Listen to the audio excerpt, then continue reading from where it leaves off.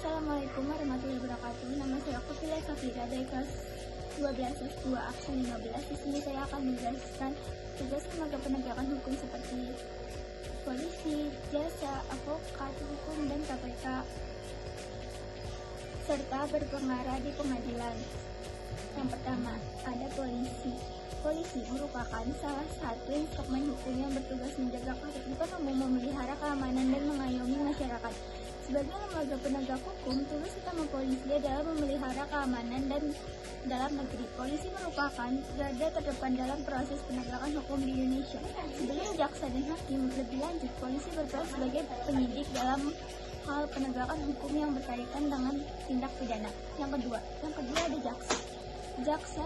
Kejaksaan Republik Indonesia, salah satu lembaga penegak hukum di Indonesia yang mempunyai tugas dan fungsi sebagai penyidik pada tindak pidana tertentu, penuntut hukum, pelaksana penetap hakim, pelaksana putusan pengadilan yang telah memperoleh kekuasaan hukum, tetap melakukan pengawasan terhadap pelaksanaan putusan pidana masyarakat, pidana pengawasan dan atas bersyarat, bertindak sebagai pengacara negeri serta turut membina ketertiban dalam ketentraman umum, putusan pidana masyarakat, pidana pengawasan dan atas bersyarat, bertindak sebagai pengacara negeri serta turut membina ketertiban dalam ketentraman umum melalui upaya antara lain.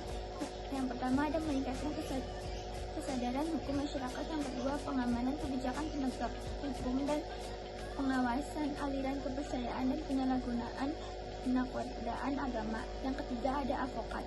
Advokat merupakan orang yang berprofesi memberi jasa hukum baik di dalam maupun di luar pengadilan.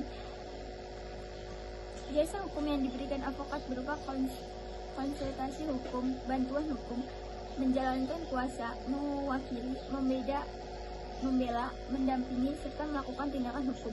Dari penjelasan tersebut dapat diketahui bahwa tugas utama seorang advokat dalam proses penegakan hukum adalah memberi pelayanan kepada masyarakat yang sedang mencari keadilan, termasuk di dalamnya terdapat usaha hak memberdayakan masyarakat agar menyadari hak-hak fundamental mereka di depan hukum. Yang keempat ada hakim. Tugas utama hakim adalah menerima, memeriksa, dan mengadili serta menyelesaikan semua perkara yang diajukan kepada pencari keadilan dan berusaha keras untuk mengatasi hambatan-hambatan dan rintangan agar terciptanya peradilan yang sederhana, cepat, dan biaya ringan. Yang berikutnya ada KPK. KPK yaitu pemerintah Indonesia sangat memberi perhatian serius dalam upaya pemberantasan korupsi dengan menguatkan lembaga dan peran KPK. Permasalahan yang diteliti adalah bagaimana peran Komisi Pemberantasan Korupsi dalam pencegahan dan pemberantasan korupsi. Metode yang digunakan dalam normatif empiris.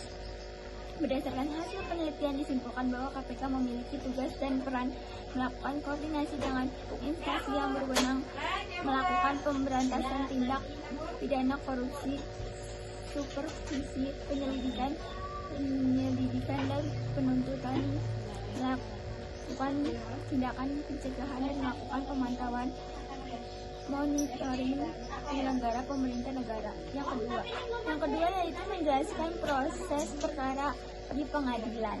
Yang pertama ada pihak perkara datang ke pengadilan agama sumber dengan membawa surat gugatan atau permohonan. Yang pertama ada belangkong gugatan, yang kedua ada belangkong permohonan. Perkara yang sudah didaftar dan bayar di pengadilan agama oleh penggugat atau pengadilan. Yang pertama ada pihak perkara datang ke pengadilan agama sumber dengan membawa surat gugatan atau permohonan. Yang pertama ada belangkong gugatan, yang kedua ada belangkong permohonan. Perkara yang sudah didaftar dan bayar di pengadilan agama oleh penggugat atau pemohon selanjutnya ditinggal menunggu panggilan sidang dari jurusita atau jurusita pengganti. Memanggil oleh jurusita atau juru sita pengganti kepada pihak penggugat atau pemohon dan tergugat termohon dilakukan sekurang-kurangnya 3 hari sebelum sidang sampai kepada yang bersangkutan dan langsung disampaikan ke alamat penggugat atau pemohon dan penggugat atau termohon seperti yang tersebut dalam surat gugatan atau permohonan. Jika saat dipanggil para pihak tidak ditemukan di antara alamatnya, maka panggilan disampaikan melakukan kepada desa atau lurah di mana para pihak berempat tinggal. Jika para pihak sudah dipanggil dan datang ke panggilan agama, segera mendaftarkan diri di pihak meja informasi yang tersedia dan tinggal menunggu antrian sidang. Para pihak yang sedang menunggu giliran sidang di ruangan khusus yang tersedia sambil menonton televisi. Sekian dari saya. Wassalamualaikum warahmatullahi wabarakatuh.